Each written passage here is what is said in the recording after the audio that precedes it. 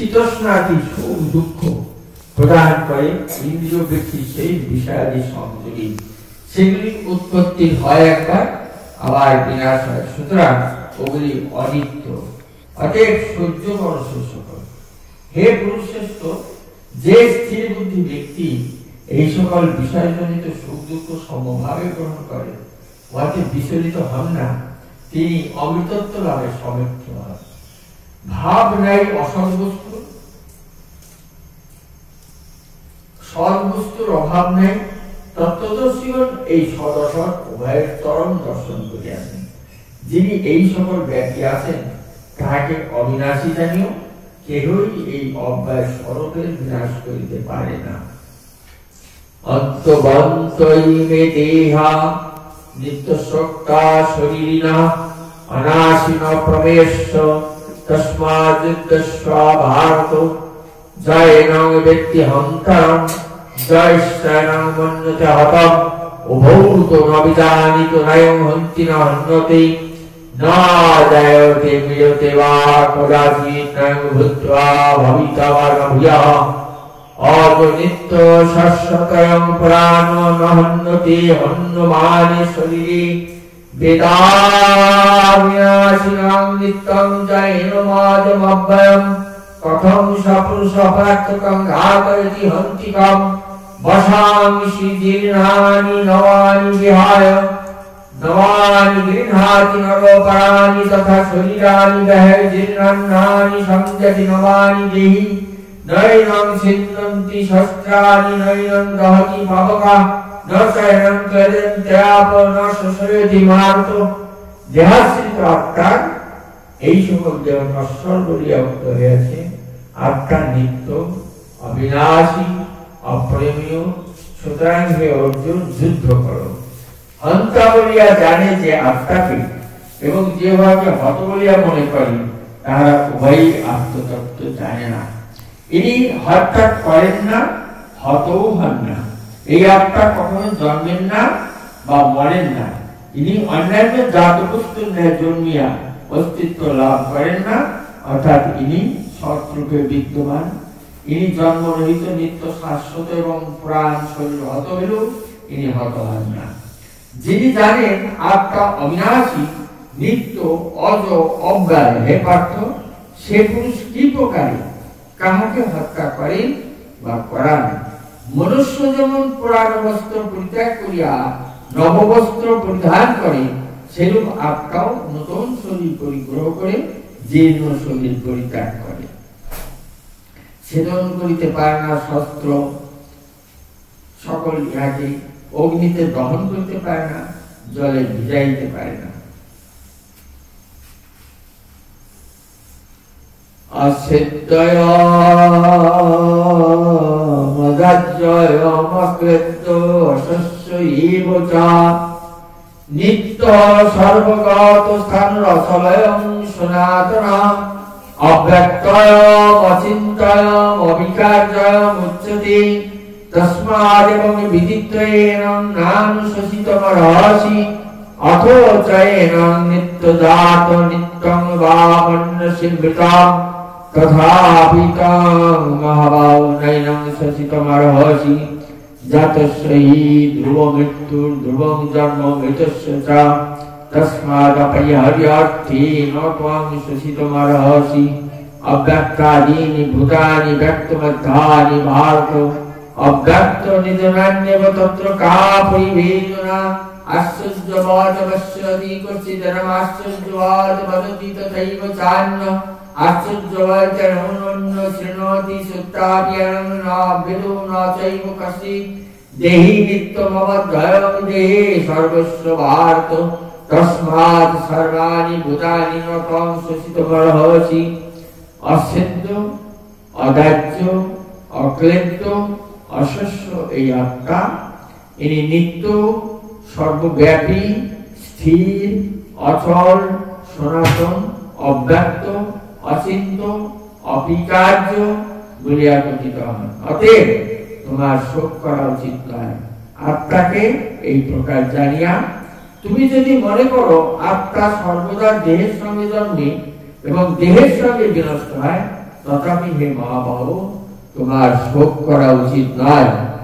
যে জন্মে তার মরণ নিশ্চিত, যে মরে তার জন্ম নিশ্চিত। সুতরাং অবশ্যম্ভাবী বিষয়ে তোমার শোক করা উচিত নয়।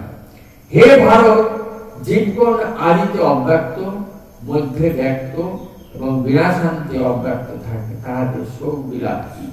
কেহ আত্মাকে আশ্চর্যবাদ কিছু বলিয়া বোধ করেন, কেহ ইহাকে আশ্চর্যবাদ কিছু বলিয়া বর্ণনা করেন, কেহ বা ইনি আশ্চর্যবাদ কিছু, এই প্রকার কথাই শোনেন, কিন্তু শুনিয়াও কেহ ইহাকে জানিতে পারে না। হে ভারত, জীব সকলের দেহে আত্মা সর্বদাই অবদ্ধ, অতএব কোন প্রাণীর জন্যই তোমার শোক করা উচিত নয়।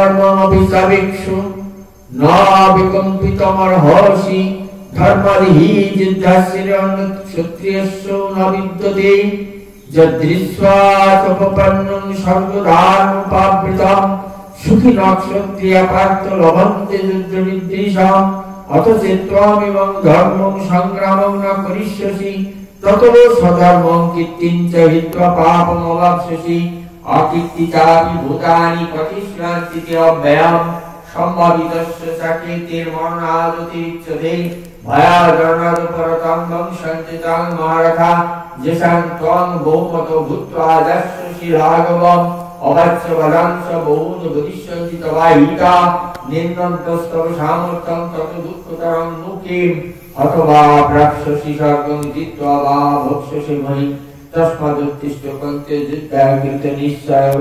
তোমার স্বধর্মের প্রতি দৃষ্টি রাখিও, ভীত কম্পিত হওয়া উচিত নয়। ধর্মযুদ্ধ অপেক্ষা ক্ষত্রিয়ের পক্ষে শ্রেয় আর কিছুই নাই।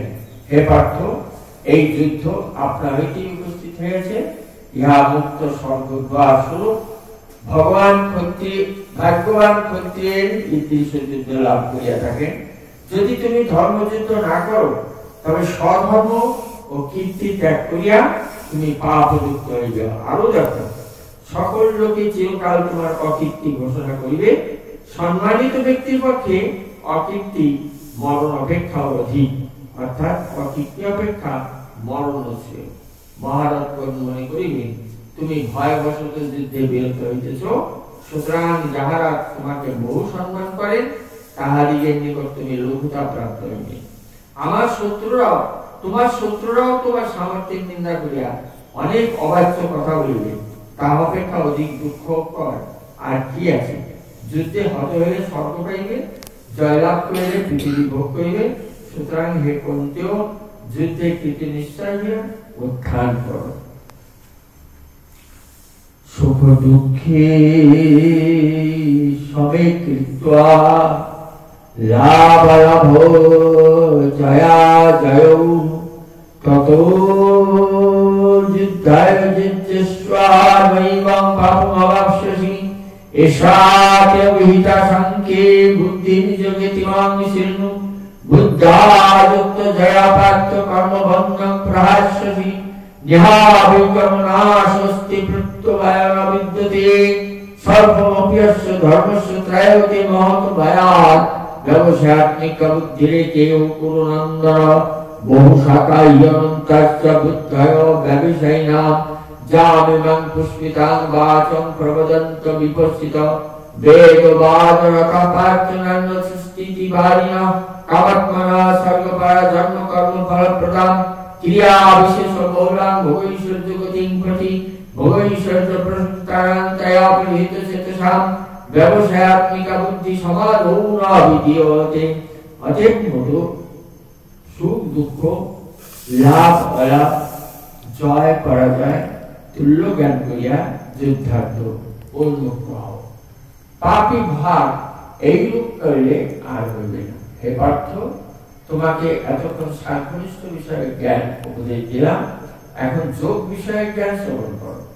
এই জ্ঞান লাভ করলে কর্মবন্ধন ত্যাগ করতে পারিবে। আরব্ধ কর্ম ইহাতে নিষ্ফল হয় না এবং পাপ বা বিঘ্ন হয় না। এই কর্মের অল্প আচরণ মহাভয় হইতে ত্রাণ করে। ইহাতে ব্যবসায়িকা বুদ্ধি একই হয়, অর্থাৎ একনিষ্ঠ থাকে, নানা দিকে ধাবিত হয় না। কিন্তু অব্যবসায়িক দিকের বুদ্ধি বহু শাখা বিশিষ্ট ও অনন্ত। হে পার্থ, অল্প বুদ্ধি ব্যক্তিগণ বেদের কর্মকাণ্ডে স্বর্গফলাদি প্রকাশ তুতিকর বাক্য অনুরোধ কামনা কৈচিত্র স্বর্গই তাহাদের পরম পুরুষার্থ। এরূপ ব্যক্তিগণ জন্মরূপ কর্মফল প্রদানকারী ভোগ ও ঐশ্বর্য লাভে উপায়ভূত বিবিধ ক্রিয়াকলাপের প্রবেশাসূচক আপাত মনোরম বাক্য বলিয়া থাকে। এই সকল শ্রবণ রমণীয় বাক্যের দ্বারা অপরিত চিত্ত ভোগ ঐশ্বর্যে আসক্ত ব্যক্তিগণের কার্যাকার্য নির্ণায়ক বুদ্ধি এক বিষয়ে স্থির থাকিতে পারে না। ত্রৈগুণ্য বিষয়া বেদা নিস্ত্রৈগুণ্য ভবার্জন নির্দ্বন্দ্ব নিত্য সত্যস্থ নির্যোগক্ষময় আত্মবান জবান অর্থয়ুতবান সর্বত সংপ্রদুতকে তবান সর্বেষু বেদেষু ব্রাহ্মণস্য বিজানতঃ কর্মণ্যেব রাগিয়াস্তে মা ফলেষু কদাচন মা কর্মফল হেতুর্ভূর্মাতে সঙ্গস্থ কর্মণি যোগস্থো কুরু কর্মাণি সঙ্গম ত্যক্ত্বা ধনঞ্জয় সিদ্ধ সিদ্ধ সমভূত্বা সমত্বং যোগুচ্যতে দুরনহিয়ভরং কর্ম বুদ্ধি যোগাৎ ধনঞ্জয় বুদ্ধৌ স্বর্ণমণিচ্ছ কৃপণা ফল হেতব বুদ্ধিযুক্ত জহাতি উভে সুকৃত দুষ্কৃতি তস্মাৎ যোগায় যুজ্যস্ব যোগ কর্মসু কৌশল কর্মজং বুদ্ধিযুক্তায় ফলং ত্যক্ত্বা মনীষিণা জন্মবন্ধ বিনির্মুক্তা পদং গচ্ছন্ত রমায়াম। হে অর্জুন, বেদসমূহ ত্রৈগুণ্য বিষয়, তুমি নিস্ত্রৈগুণ্য হও। তুমি নির্দ্বন্দ্ব নিত্য সত্যস্থ যোগ খেয়ে রহিত হও, আত্মবান হও।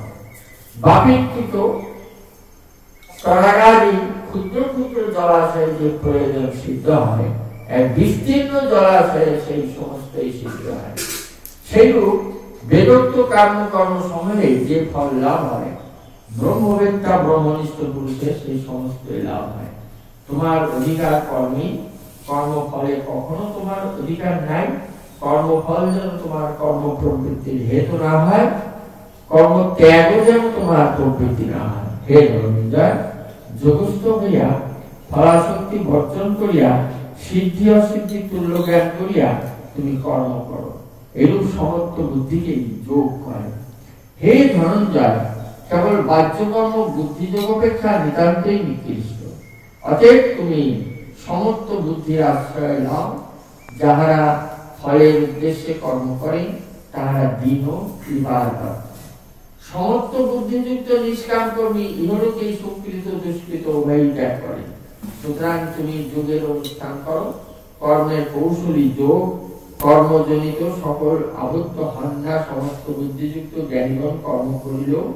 সুতরাং তাহারা জন্মরূপ বন্ধন অর্থাৎ সংসার বন্ধন হইতে মুক্ত হইয়া সর্বপ্রকার উপদ্রবহিত বিষ্ণুপদ বা মোক্ষপদ প্রাপ্ত হন। যদা তে মোহ কলিরাং বুদ্ধির ব্যতিতরিষ্যতি তদা গন্তাসি নির্বেদং শ্রুতব্যস্যা শ্রুতস্য চ শ্রুতি বিপ্রতিপন্নাতে যদাস্থাস্যতি নিশ্চয়া সমাদাবচর বুদ্ধি সদা যোগমবাপ্স্যসি। অর্জুন বাচক স্থিত প্রজ্ঞস্য কা ভাষা সমাধিস্থস্য কেশব স্থিত ধীরি কিং প্রবাসিত কিমাসিত বর্জিত কিং। বুদ্ধি মোহরূপ গহনকারণ অতিক্রম করিবে যখন তোমার, তখন তুমি শ্রুত ও শ্রোতব্য বিষয়ে বৈরাগ্য প্রাপ্ত হইবে। যখন লৌকিক ও বৈদিক নানাবিধ ফল কথা শ্রবণে বিক্ষিপ্ত তোমার বুদ্ধি সমাধিতে নিশ্চল হইয়া থাকিবে, তখন তুমি বুদ্ধিযোগ প্রাপ্ত হইবে। অর্জুন বললেন, হে কেশব, যিনি সমাধিস্থ হইয়া স্থিতপ্রজ্ঞ হইয়াছেন তার লক্ষণ কি? স্থিত যোগে কি কিরূপ কথা বলেন, কিরূপে অবস্থান করেন ও কিরূপ চলেন? শ্রী ভগবান বলছেন, প্রজহাতি জগা কামান সর্বান পার্থ মনোগতান আত্মন্যেবাত্মনাতুষ্ট স্থিতপ্রজ্ঞ তদুচ্যতে দুঃখেষু বদ বিঘ্নমনা সুখেষু বিগতস্প্রিয় বিতরাগ ভয়ক্রোধ স্থিতধীর মুনিরুচ্যতে যা সর্বত্রানবিস্নেহ তত্তৎপ্রাপ্য শুভাশুভম নাভিনন্দতি ন দৃষ্টি তস্য প্রজ্ঞা প্রতিষ্ঠিতা। শ্রী ভগবান বললেন, হে পার্থ, যখন কেহ সমস্ত মনোগত কামনা বর্জন করিয়া আপনা হইতে আপন তুষ্ট থাকেন, তখন তিনি স্থিতপ্রজ্ঞ বলিয়া কথিত হন। স্থিতপ্রজ্ঞ মুনি বলা হয় যিনি দুঃখে উদ্বেগ শূন্য, সুখে স্পৃহা শূন্য, যাহারা অনুরাগ, ভয় এবং ক্রোধ নিবৃত্ত হয়েছে তাহাকে বলা। মমতা শূন্য যিনি দেহ জীবনাদি সকল বিষয় তত্ত্ব বিষয়ে শুভ প্রাপ্তিতে সন্তোষ বা অশুভ প্রাপ্তিতে অসন্তোষ প্রকাশ করেন না, তিনি স্থিতপ্রজ্ঞ। আমি গীতা জ্ঞান আশ্রয় করিয়া তীব্র পালন করি। গীতা আমার ব্রহ্মরূপা পরমা বিদ্যা, ইহাতে কোনো সন্দেহ নাই।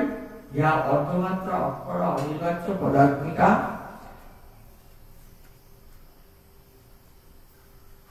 গীতা নামানি বক্ষ্যামি গুজ্জানি শৃণু পাণ্ডব কীর্তনাৎ সর্ব পাপানি বিলঙ্ঘিতান্তি তস্মাৎ।